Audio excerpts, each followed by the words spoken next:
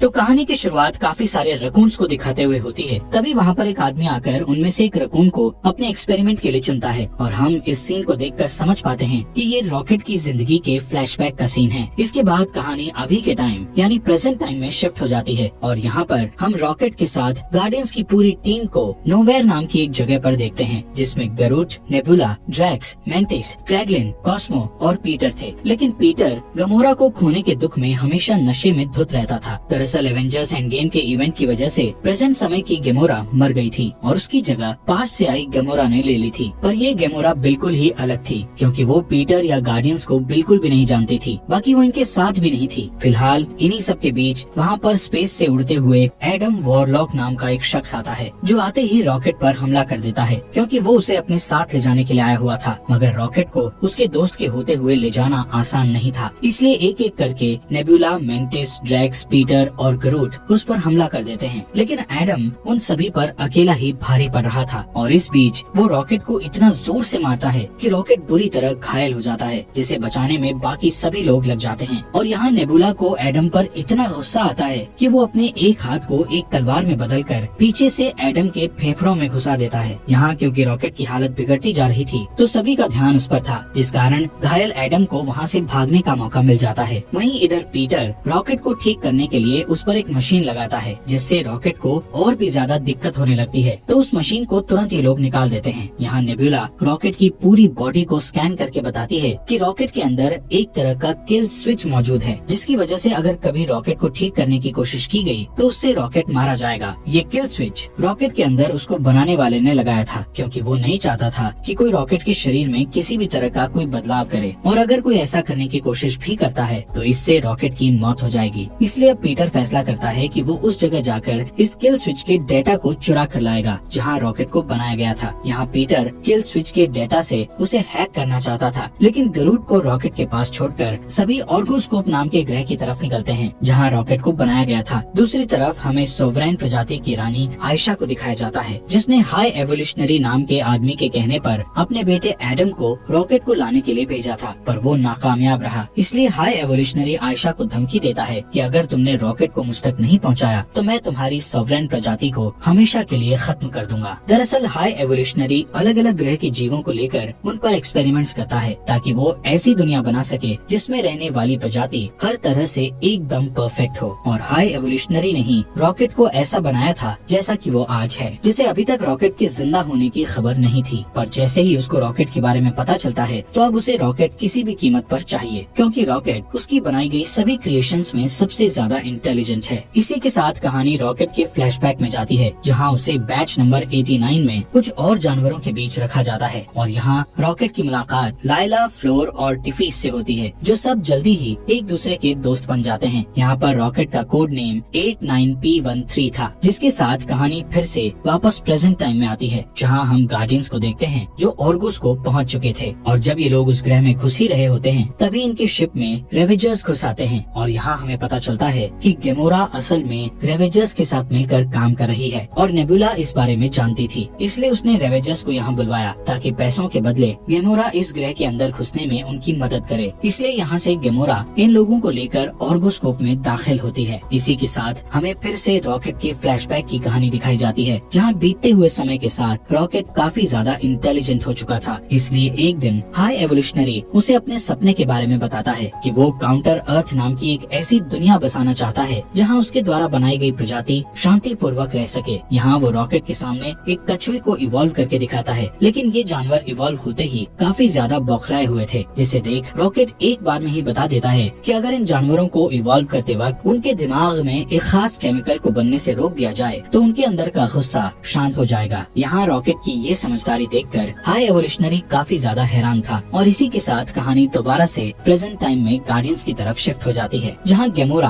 Peter और बाकी सभी मेन हेडक्वार्टर में दाखिल हो जाते हैं, जहाँ किसी तरह से ये लोग सभी से बचते बचाते और एक लड़की को डराकर रॉकेट की डेटा फाइल को हासिल तो कर लेते हैं। लेकिन इससे पहले ये लोग यहाँ से निकल पाते वहाँ के सिपाही इन पर हमला कर देते हैं, मगर यहाँ काफी चालाकी से पीटर उन सभी को ग्रेविटी जीरो करके सभी सिपाहियों को हवा में लटका देता है और इन्हें यहाँ से निकालने के लिए गरुड भी शिप लेकर पहुँच चुका था, जिसमें बैठकर ये सभी वहाँ से सही सलामत निकल जाते हैं। वापस आते ही ये सभी जब उस डेटा को चेक करते हैं तो इन्हें इन्हें पता लगता है कि इनके वहाँ से डेटा ले आने के पहले ही हाई एवोल्यूशनरी के एक साइंटिस्ट थील ने रॉकेट के किल स्विच के पासवर्ड को डिलीट कर दिया था, जो इस वक्त हाई एवोल्यूशनरी के साथ काउंटर अर्थ पर है। यहाँ ये साफ था कि हाई एवोल्यूशनरी खुद चाहता था कि ये लोग उसके पास आएं ताकि वो अपने मकसद में आराम से कामयाब हो पाए, लेकिन पीटर अपने दोस्त के लिए कुछ भी करने को तैयार था। इसलिए गेमोरा को छोड़कर बाकी सभी लोग काउंटर अर्थ पर जाने का फैसला करते हैं। यहाँ गेमोरा सभी को ये पागलपन करने से रोकती है, क्योंकि हाई एवोल्यूशनरी बहुत ही खतरनाक आदमी है, पर कोई भी उसकी बात नहीं सुनता और ये लोग काउंटर अर्थ की तरफ निकल जाते हैं। वहीं दूसरी तरफ आयशा और एडम ने रेवेजर्स के एक आदमी को पकड़कर सिर्फ इसलिए मार दिया क्योंकि वो गेमोरा का पता नहीं बता रहा था। हालांकि इसी बीच गेमोरा खुद उस आदमी को कॉल करके अपनी लोकेशन बता देती है, जिस कारण आयशा एडम और अपने एक और सिपाही को गेमोरा के पास से रॉकेट को लेने के लिए भेजती है। इसी बीच हमें रॉकेट के बचे फ्लैशबैक में दिखाया जाता है कि रॉकेट के बचे तरीके को आजमाने से सच में जानवरों के अंदर का गुस्सा खत्म हो चुका था। पर इस बात से खुश होने के बजाय हाई एवोल्यूशनरी काफी ज्यादा परेशान था, क्योंकि उससे ये बात बिल्कुल भी हजम नहीं हो रही थी कि जिस रॉकेट को उसने बनाया वो उससे भी ज्यादा इंटेलिजेंट है। यहाँ हाई एवोल्यूशनरी रॉकेट को बताता है कि मैं तुम्हारे दिमाग की मदद से अपने अगले प्रोजेक्ट को और भी ज्यादा बेहतर बनाऊंगा, और साथ ही वो ये भी कहता है कि बैच 89 हमेशा से एक टेस्ट बैच था, तुम लोग मेरी नई दुनिया का हिस्सा नहीं होगे। जिसका मतलब हाई एवोल्यूशनरी रॉकेट का दिमाग निकालने के बाद उसके साथ लायला, फ्लोर और टीव्स को जान से मार दिया जाएगा। इस कारण रॉकेट उन सभी को ये बताता है और वो सभी को लेकर यहाँ से चुपचाप भागने की कोशिश करता है, लेकिन जैसे ही रॉकेट बाहर निकलता है तो हाई एवोल्यूशनरी उसे पकड़ लेता है और यहाँ हाई एवोल्यूशनरी तुरंत लायला को जान से मार देता है, जिससे रॉकेट बुरी तरह टूट जाता है और वो बौखलाकर हाई एवोल्यूशनरी के चेहरे को बुरी तरह से नोचने लगता है और फिर वो हाई एवोल्यूशनरी के आदमियों को भी मार देता है। पर क्रॉस फायर में रॉकेट के बाकी दोनों दोस्त भी मारे जाते हैं। ये देख रॉकेट एक शिप को चोरी करके वहाँ से भाग निकलता है। यहाँ हम ये समझ पाते हैं कि आखिर रॉकेट ऐसा क्यों बना जैसा वो आज है। इसी के साथ ये सीन यहाँ से शिफ्ट होकर प्रेजेंट सीन में आता है और हम गार्डियंस की टीम को काउंटर अर्थ पर देखते हैं, जो जगह बिल्कुल हमारे अर्थ की तरह ही थी। फर्क था तो बस यहाँ के लोगों में, जिन सबको हाई एवोल्यूशनरी ने क्रिएट किया था। इस कारण ये सभी काफी अलग दिख रहे थे। ये सभी गार्डियंस की टीम को काफी अजीब तरह से देख रहे होते हैं और ड्रैक्स एक बच्चे के साथ खेलने के चक्कर में उसे बॉल मारकर गिरा देता है, जिस कारण सभी उन्हें पत्थर मारने लग जाते हैं। और ये सब देख गरूट अपने आप को बड़ा करके उन सभी को डराकर भगाने की कोशिश करता है, लेकिन पीटर उन सभी को रोकता है और इस ग्रह के लोगों से कहता है कि वो यहाँ अपने दोस्तों की जान बचाने के लिए आए हैं। यहाँ उसकी इस बात को एक फैमिली समझती है और वो पीटर, नेबुला और गरूट को हाई एवोल्यूशनरी तक पहुँचाने के लिए अपनी कार भी देती है। इस दौरान पीटर ड्रैक्स और मेंटिस को वहीं उसके वापस लौटने का इंतजार करने के लिए कहता है। दूसरी साइड वॉरलॉक रॉकेट को लेने गेमोरा के पास शिप पर पहुंच चुका था। रॉकेट को ले जाता देख न चाहते हुए गेमोरा वॉरलॉक से लड़ने की कोशिश करती है। इस ओर पीटर और गरूट हाई एवोल्यूशनरी के पास पहुंचते हैं, जो उन्हें देखते ही अपने लोगों से उन पर हमला करने के लिए बोलता है और यहाँ पर गरूट और पीटर काफी बहादुरी से लड़ते हैं। इसी दौरान हाई एवोल्यूशनरी अपनी शिप यहाँ से ले जाने लगता है, क्योंकि वो रॉकेट के दिमाग के जरिए एक दूसरी दुनिया बनाना चाहता था जिसमें सभी परफेक्ट होंगे। इसीलिए हाई एवोल्यूशनरी काउंटर अर्थ को तबाह करने का फैसला करता है, जिससे इस ग्रह में सभी जगह बड़े बड़े धमाके होने लगते हैं, जिन धमाकों की वजह से गमोरा से लड़ रहे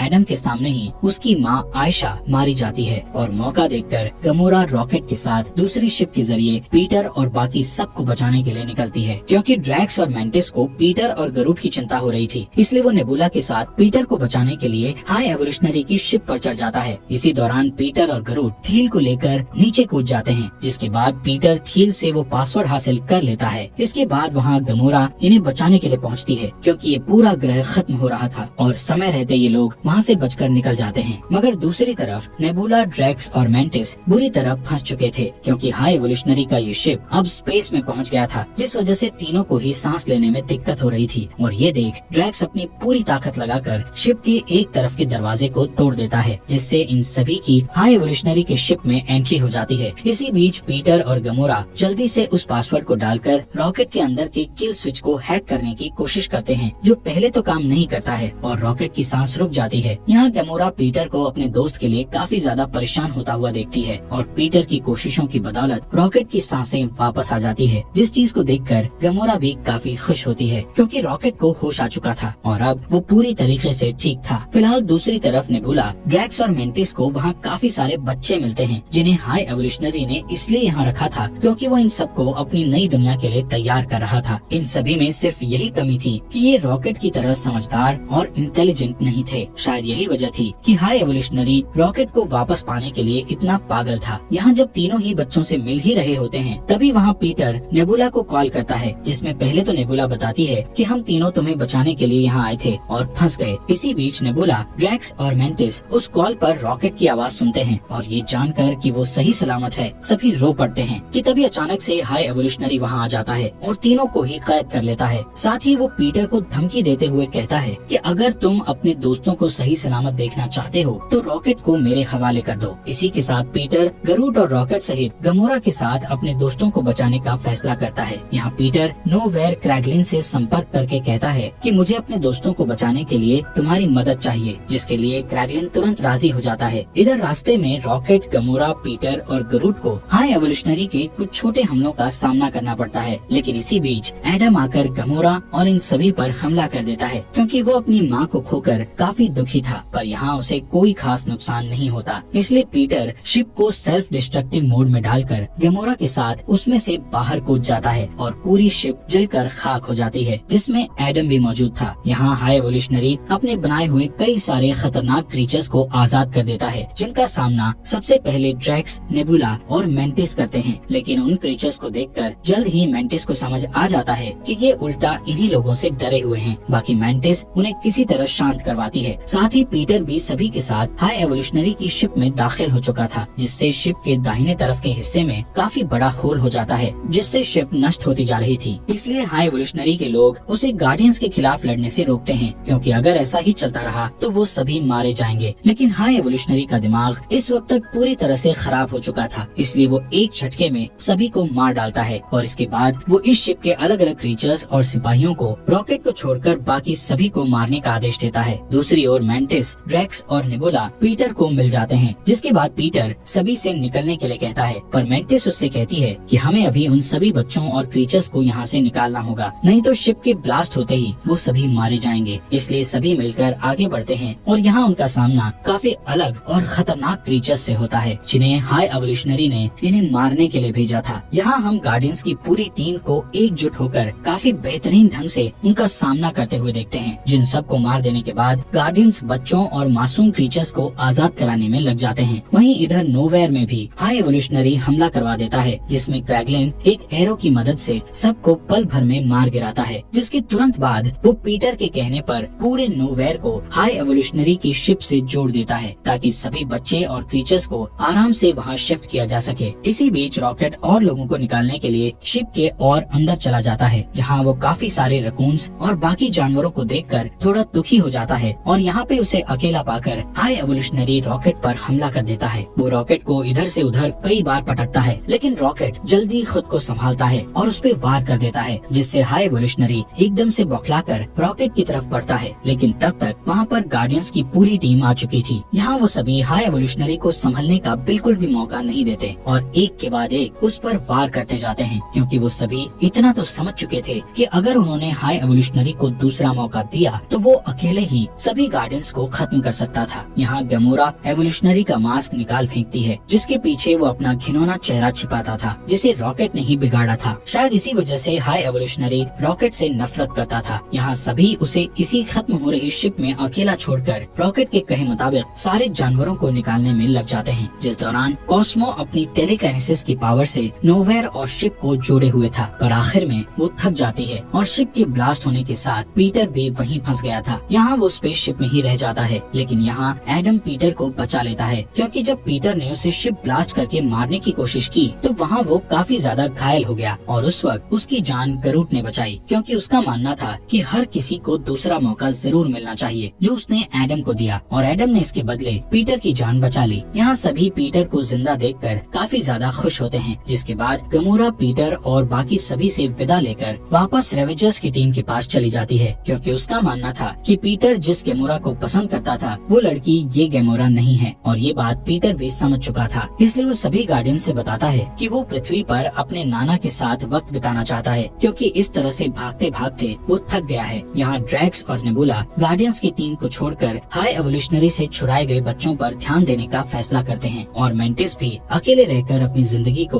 अपने हिसाब से जीना चाहती थी। यहाँ पीटर रॉकेट को गार्डियंस का नया कैप्टन कैप्टन बना देता है। इसके बाद हम पीटर को पृथ्वी पर उसके नाना से मिलते हुए देखते हैं। वो पीटर को देखकर काफी ज्यादा खुश होते हैं। साथ ही मूवी के आखिरी सीन में हमें गार्डियंस की नई टीम को दिखाया जाता है, जिसमें रॉकेट के अलावा गरूड, क्रैगलिन, कॉस्मोस, एडम और फिला होते हैं। और इसी के साथ ये अमेजिंग मूवी यहीं पर खत्म हो जाती है। दोस्तों, अगर आपको वीडियो अच्छी लगी हो तो आपके अपने फॉक्स एक्सप्लेनर हिंदी चैनल को सब्सक्राइब करना मत भूलना।